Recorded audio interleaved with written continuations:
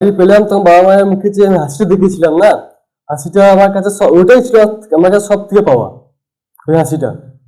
কারণ বাবা মায়ের মুখে হাসিটা অন্য সময় পাওয়া যায় না। এই যে তুমি হাসিটা তুমি পেয়েছিলে বাবা মার যিনি চাকরি হওয়ার পরে, তো এই হাসিটা যদি কেউ ভাবে বাজার থেকে একটু কিনে লেগে আমি দেখবো, এই হাসিটা পাওয়া যায় না। এটা কি সম্ভব? কোনোদিন চাকরি পাওয়ার পর যে হাসিটা বাবা মায়ের মুখে দেখতে পাওয়া যায় না, এই হাসিটা অন্য কোনো সময় দেখতে পাওয়া যায় না। দেখতে পাওয়া যাবে না। আচ্ছা বাবু, তোমরা চাও তো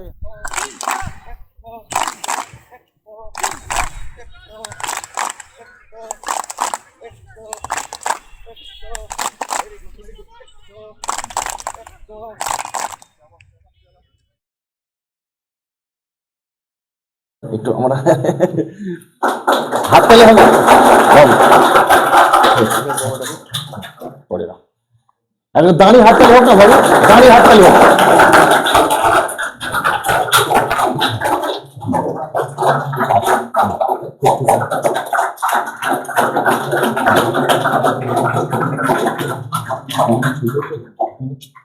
আসো দিলো এই যা বাবু, ধরো নাও, ঠিক আছে। আচ্ছা কোন দিকটা দেবো?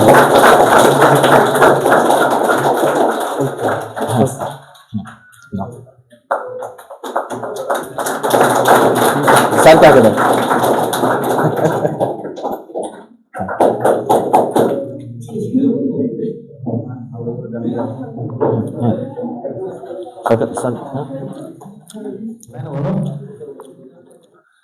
আজকে বাবু সফলতার পরে দেখো আমার কাছে ফার্স্ট টাইম এসেছে। যেদিন জব পেয়েছিল প্রথমেই ফোনটা কিন্তু আমাকে করেছিল, এবং বাবুর একটা অ্যাক্সিডেন্টও হয়েছিল প্রথমে, তাই তো? তো আমাকে ও যখন ধরো ডিউটি থেকে এসেছে, হ্যাঁ ট্রেনিং কমপ্লিট করে এসছে, তো জব পাওয়ার পরে ও কিন্তু আমাকে, স্যার এই যে আজকে এসছে, আজ 1 মাস আগে থেকে স্যার আমি গেই যাবো, তাই তো? গেই আমি যাবো স্যার। কবে? ভালোবাসাটা কোন জায়গাটায়, বুঝতে পারছো?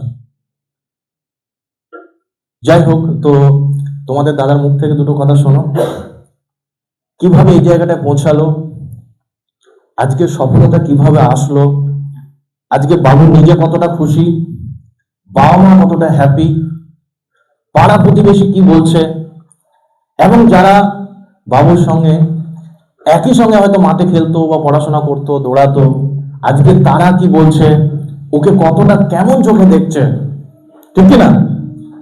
আজ থেকে দেখো যেদিন চাকরি পাইনি সেই লাইফটা আর আজকের লাইফটা কেমন উপলব্ধি হচ্ছে, আমরা বিশ্বজিৎ বাবুর কাছ থেকে তাহলে শুনি নাকি? শুনতে চাইছো? আমার নাম বিশ্বজিৎ সাহা। হ্যাঁ, আমি এখানে 1 বছর আগে পড়তাম এখানে। তো আমি এখানে 1 বছর পড়েছিলাম তার আগে। তো তারপরে এখানে খুবই ভালো লেগেছে পড়ে। স্যাররা ছিল এখানে, স্যাররা ম্যামরা যে পড়াতো, তাদের পড়ানোর ধরন আমার খুবই ভালো লাগতো। আচ্ছা। তো তারপর রান আস্তে আস্তে এলো, 5:30 পর্যন্ত এলো মারা। তো আর্মি যাতে গেলাম, এক্সিলেন্ট মারলাম ইয়াতে, এক্সিলেন্ট মারলাম। তারপরে প্রথমত স্যার জানে একটা মেরিট লিস্টে একটা অ্যাক্সিডেন্ট হয়েছিল, আমার মেরিট লিস্ট নাম এসেছিল। তারপরে একটা প্রবলেম হয়েছিল, তারপরে চাকরিটা পেলাম। তারপর ট্রেনিং সেন্টারে গেলাম। আচ্ছা, চাকরি পেয়ে তোমার বাবা মা কেমন? চাকরি পাওয়ার পর বাবা মা খুবই খুশি। হ্যাঁ, যখন চাকরি পেলাম তখন বাবা মায়ের মুখে যে আমি হাসিটা দেখেছিলাম না, হাসিটা আমার কাছে ওটাই ছিল আমার কাছে সব থেকে পাওয়া, ওই হাসিটা।